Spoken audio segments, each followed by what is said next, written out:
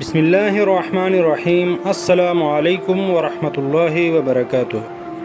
سیرت النبی صلی اللہ علیہ وسلم، قسط نمبر 10، اہل مکہ کے عقائد اور شرکیہ اعمال۔ در حقیقت مشرکین مکہ و عرب ان بتوں کو معبود حقیقی نہیں مانتے تھے، بلکہ وہ اللہ کو ہی واحد معبود حقیقی مانتے تھے۔ وہ ان بتوں کو اللہ کی بارگاہ میں اپنا سفارشی تصور کرتے تھے، اور وہ ان بتوں کی تعظیم و عبادت اس اعتقاد کے ساتھ کرتے تھے کہ یہ ان کو اللہ سے قریب کر دیں گے۔ دوسرا، وہ تصور کرتے تھے کہ ان بتوں کو خدائی صفات میں سے قوتیں اور طاقتیں حاصل ہیں، لیکن بہرحال حقیقی رازق و مالک وہ اللہ کو ہی مانتے تھے۔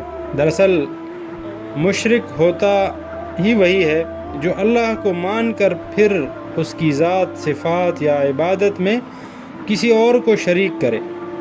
ان مشرکانہ عقائد کا نتیجہ یہ نکلا کہ مشرکین مکہ بری طرح سے توہم پرستی کا شکار ہو گئے۔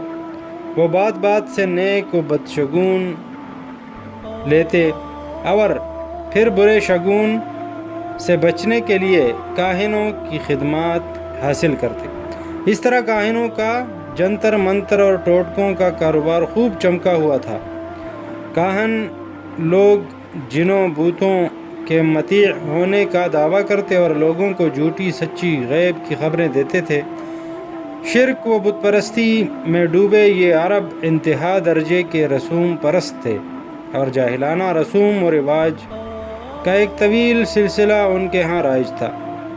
ان کی بت پرستی اور توہم پرستی کی بعض نہایت مضحکہ خیز پہلو بھی مورخین نے بیان کیے ہیں۔ مثلا سفر پر روانہ ہوتے تو ایک پتھر جیب میں ڈال لیتے، راستے میں اگر کوئی اور اچھا پتھر مل جاتا تو پہلے خدا کو جیب سے نکال کر پھینک دیتے اور نئے خدا کی پرستش شروع کر دیتے۔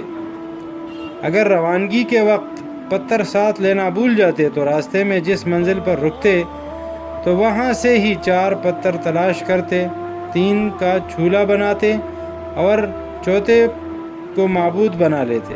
اگر کہیں پتھر نہ ملتے تو مٹی اور کنکریوں کا ایک ڈھیر جمع کر کے اس پر بکری کا دودھ بہاتے اور پھر اس کے سامنے سجدہ ریز ہو جاتے۔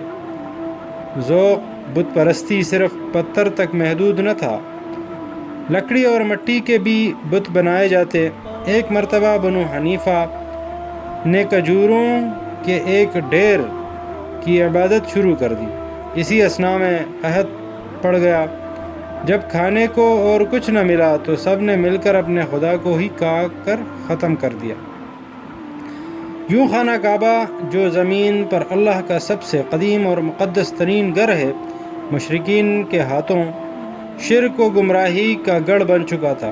اہل مکہ کے نزدیک سب سے اہم بت لات، منات، عزا اور حبل سمیت لگ بھگ 360 چھوٹے بڑے بت تھے جو حرم کعبہ میں نصب تھے۔ عرب ان کی پوجا بھی کرتے اور ان پر قربانیاں بھی پیش کرتے۔ حج کے دنوں میں یہ کفر و ضلالت کے مناظر اور بڑھ جاتے۔ جب حج کو آنے والے ننگے ہو کر خانہ کعبہ کا طواف کرتے، بتوں کے آگے فال نکالنے والے پانسے پھینکے جاتے اور نظریں مانی جاتی۔ غرض یہ کہ شیطانیت سرزمین عرب پر اپنی انتہا کر چکی تھی، اور عرب قوم شرک و گمراہی میں پستی کے جس مقام پر پہنچ چکی تھی، اس سے آگے کوئی اور پست مقام نہ تھا۔ اب اللہ کی شان رحمانیت کی باری تھی۔ چنانچہ انہی مشرکین کے بیچ میں اپنے حبیب صلی اللہ علیہ وسلم کو پیدا کر کے شرک و کفر کے بت پر وہ کاری ضرب لگائی کہ روئے زمین کے چپا چپا پر توحید و وحدانیت کے چراغ روشن ہو گئے، کبھی نہ بجھنے کے لیے۔ اگلی قسط میں ولادت نبی پاک صلی اللہ علیہ وسلم کے وقت سرزمین عرب میں رائج باقی مذاہب کا ایک مختصر تذکرہ کیا جائے گا انشاءاللہ۔ السلام علیکم ورحمۃ اللہ وبرکاتہ.